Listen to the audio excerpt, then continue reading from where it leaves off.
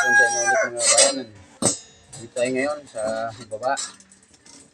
So, ito mga kabayan, habang nagpapahinga dahil medyo mainit pa yung sikat ng araw. Ito ay naggatak ng mga kabayan ng isang plain sheet. So, grinder ko, ginamitan ko ng grinder para mabilis. So, ito ngayon, gagamitin ito mga kabayan sa doon sa gas oven kasi nung nakaraan mga kabayan, sinubukan ko magluto ng pandesal doon sa oven. Ako mga kabayan, sa kawali sinubukan ko mga kabayan, sa kawali nagluto ako ng pandesal.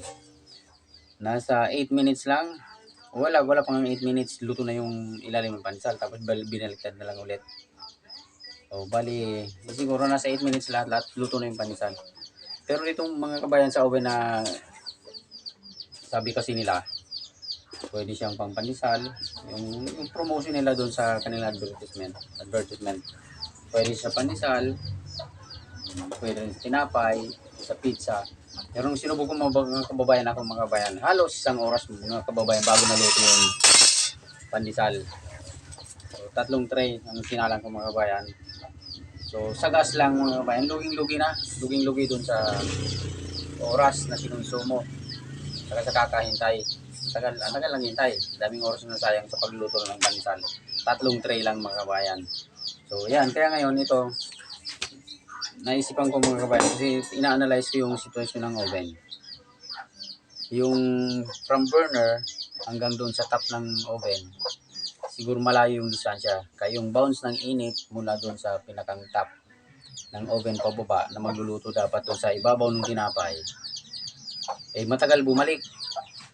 Saka manipis kasi yung mga kabayan, napakanipis yung materials yung stainless.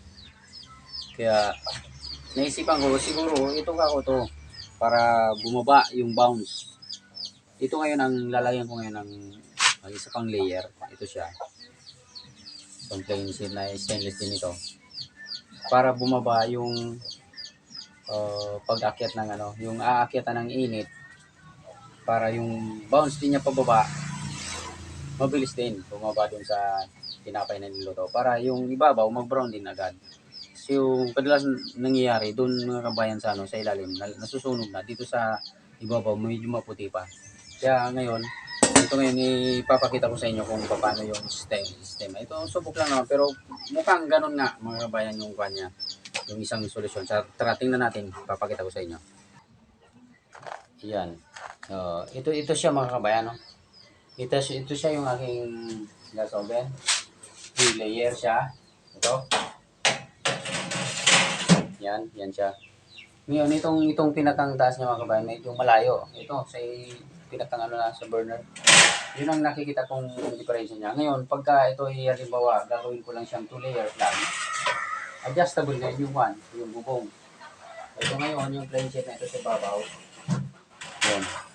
Yan siya ngayon diyan na siya ngayon magbawas yung init pababa. Para mas mabilis maluto yung sa baba. Ngayon, kung adjust ako, gagawin kong 3 layers ito mga kabayan. Ito. Maglalagay ako dito ngayon ng paa para medyo malapit din yung distansya. So yan yung isang paraan ng kabayan natin naisipan. Pero, pagsamantala, yan muna gagawin ko muna ng 2 layers kasi kailangan ito. Dito maglalagay tayo ng paa rito para makatukod yung tumaas. So, pinag-isipan ko mga kababayan kung yung removable na paa para pagka sakaling gagawin 2 layers, nakasanda lang siya dito sa pinakang layer. Mabilis lang siya tanggalin, mabilis lang din ibalik. So, yung mga kabayan. So, mas subok ito mga kabayan pag i-update ko ulit kayo pagka nagluto na ako dito ng tinapay, kung mapapabilis niya na yung pagluluto. So, at sa medyo makapal itong mga kabayan. Makapal tong stainless na to kaysa naman dito yung tunog. Yan. Yan. Parang lata lang dito yung kabayan. So, yung ito, nasa substance siguro mga 50 or 60. Kaya manipis. Ito yung mga nasa 20. Itong pa na to, stainless. So ganyan mga kabayan, in-update ko lang kayo kung para siya. nagbigay lang ako ng information kung ano yung pwede maging mga solusyon sa problema sa oven. So, yan ka muna bebe. So, yan mga kabayan. Tingnan nyo. Yan. Yung oven na to, yan. Ilapit ko mga kabayan para makita nyo. Ito ngayon yung kan. Ito ngayon yung removable na top roof. Para sa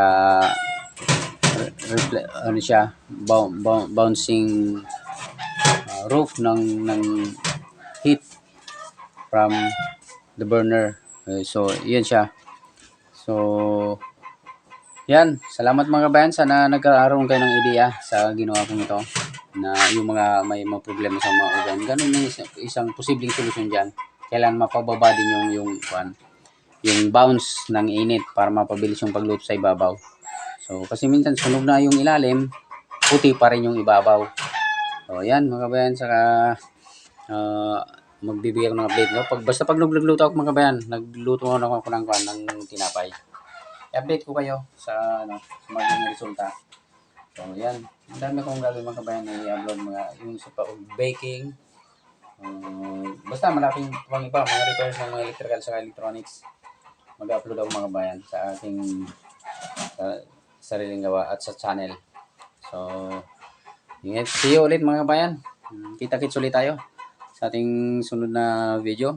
Update. Sige. Salamat ulit sa inyo.